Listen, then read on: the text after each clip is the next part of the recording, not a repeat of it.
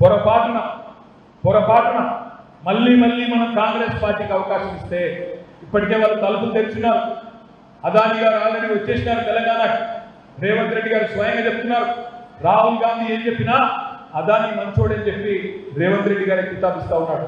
మీరు గుర్తుపెట్టుకోండి దయచేసి మిత్రులారా, రేపటి రోజున బీజేపీ కాంగ్రెస్ తప్పకుండా సింగరేణిని కూడా అదానీ పరం చేసే ప్రయత్నం, ప్రైవేటు పరం చేసే ప్రయత్నం కూడా ముమ్మాటికి చేస్తారు.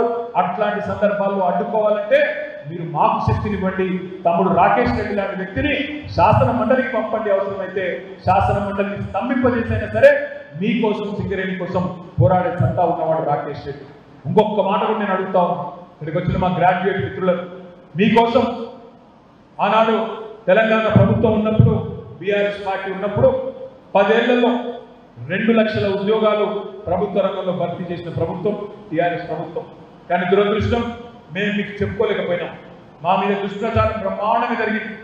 భారతదేశంలో ఎక్కడా లేని విధంగా ఒక రాష్ట్రంలో 2 లక్షల ఉద్యోగాలు ప్రభుత్వ రంగంలో భర్తీ చేసినప్పటికీ దురదృష్టవశాత్తు ఆ విషయంలో పిల్లల్ని కన్విన్స్ చేసుకోలేకపోయినాం. సోషల్ మీడియాలో జరిగిన దుష్ప్రచారం, పేపర్ లీక్ల మీద జరిగిన దుష్ప్రచారం, దానివల్ల ఒక రకమైన వ్యతిరేకత మీ అందరిలో కూడా డెవలప్ అయింది. నేను మిమ్మల్ని ప్రార్థిస్తా ఉన్నా, ఆలోచించమని కోరుతా ఉన్నాను. ఇప్పుడైతే మా ప్రభుత్వం లేదు, ప్రతిపక్షంలో ఉన్నాం. భారతదేశంలో 2014 నుండి 2024 వరకు 10 ఏళ్ల టైంలో మీరు మీ దగ్గరికి ప్రచారం కోసం వచ్చే బీజేపీ నాయకులను అడగండి, కాంగ్రెస్ నాయకులను అడగండి. భారతదేశంలో ఏదన్నా ఒక్క రాష్ట్రంలో తెలంగాణ కంటే ఎక్కువ ప్రభుత్వ ఉద్యోగ భర్తీలు చేసినట్టు రుజువు చేస్తే నేను రాజీనామా చేసిపోతా అని చెప్పి నేను విజ్ఞప్తి చేస్తా ఉన్నాను. 2 లక్షల ఉద్యోగ భర్తీలు తెలంగాణ ప్రభుత్వం చేసింది కేసీఆర్ గారి నాయకత్వంలో.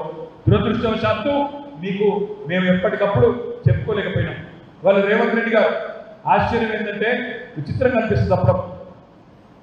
ఇప్పుడు ఉద్యోగ నియామకాలు చేయాలంటే ఏం చేయాలి? ముందు నోటిఫికేషన్ ఇవ్వాలి, ఆ తర్వాత రాత పరీక్ష పెట్టాలి, ఆ తర్వాత ఇంటర్వ్యూ పెట్టాలి, ఆ తర్వాత సెలెక్ట్ అయిన వాళ్ళకి అపాయింట్మెంట్ లెటర్స్ ఇవ్వాలి. రేవంత్ రెడ్డి గారు చెప్తున్నారు 30,000 ఉద్యోగాలు ఇచ్చినని చెప్తున్నాడు తన ప్రభుత్వం వచ్చినాక. ఒక్కసారి ఆలోచించమని కోరుతున్నా ఇక్కడికి వచ్చిన మా మిత్రులందరూ. రేవంత్ రెడ్డి ప్రభుత్వం వచ్చిన తర్వాత, కాంగ్రెస్ ప్రభుత్వం వచ్చిన తర్వాత ఒక్క నోటిఫికేషన్ వచ్చిందా? మెగా డిఎస్సి అయిందా? నోటిఫికేషన్లు, జాబ్ క్యాలెండర్లు అన్నారు, జరిగిందా? మరి వాళ్ళ నోటిఫికేషన్ ఇవ్వకుండానే 30,000 ఉద్యోగాలు ఇచ్చిన మొట్టమొదటి ముఖ్యమంత్రి రేవంత్ రెడ్డి గారు. నోటిఫికేషన్ ఇవ్వలేదు.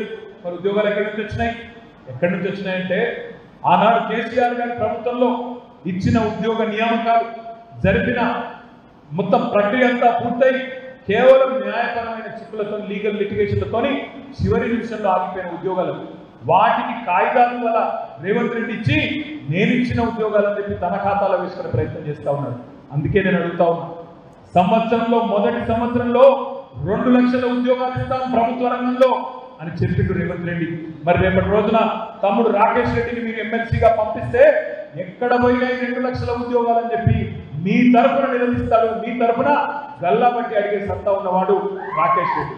30,000 ఉద్యోగాలు అని చెప్పి పూటకపు మాటలు చెప్పి వాళ్ళ మిమ్మల్ని వంచే ప్రయత్నం ఏదైతే ప్రభుత్వం చేస్తుందో దాని తరఫున ప్రశ్నించాలంటే, కొట్లాడాలంటే ఇట్లాంటి విద్యావంతులు అక్కడ ఉండాలి.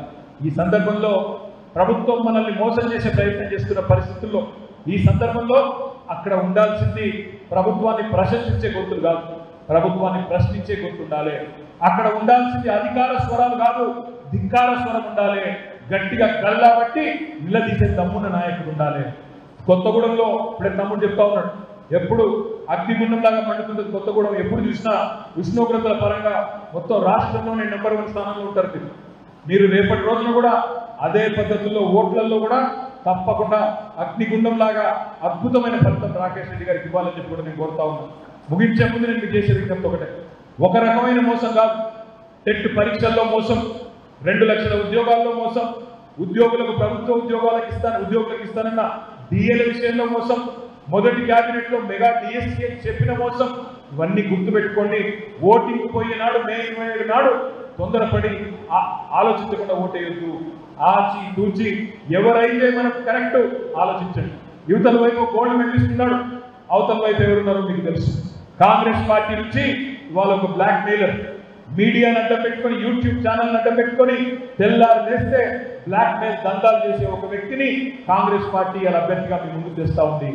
ఎవరు మనకు కరెక్టు, ఎవరు మన వాదన వినిపించగలుగుతారు, ఎవరు ప్రభుత్వంతో పోరాటం చేయగలుగుతారు, ఎవరు ప్రభుత్వాన్ని ప్రశ్నించైనా సరే మన హక్కులు సాధించగలుగుతారు. దయచేసి అట్లాంటి వ్యక్తికి అవకాశం ఇవ్వండి. రాకేష్ రెడ్డి గారిది 3వ నంబర్లో పేరున్నది. ఈ ఎన్నికల్లో గుర్తులుండవు, కారు గుర్తుండదు, చేయి గుర్తుండదు, ఏ గుర్తుండదు. ఈ ఎన్నికల్లో పేర్లు మాత్రం ఉంటాయి. 3వ నంబర్ ఏనుగుల రాకేష్ రెడ్డి గారిది. దాని పక్కన ఉండే బాక్స్ లో 1వ నెంబర్ 1 ఒక సింగిల్ ప్రయారిటీ ఓటు వేయండి. దయచేసి తమ్ముడు రాకేష్ రెడ్డి గారిని ఆశీర్వదించి శాసన మండలికి పంపండి.